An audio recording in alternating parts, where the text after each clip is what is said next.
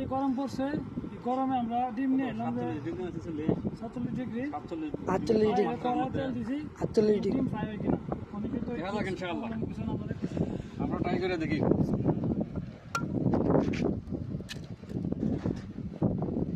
হইতেছে তো, ওয়েট করেন আসলে হইতেছে।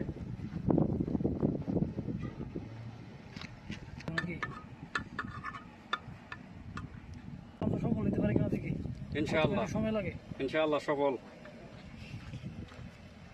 ভিডিও করতেছে আমার বাগিনা মহিন। দর্শক কিন্তু হাজির হয়েছে বর্তমানে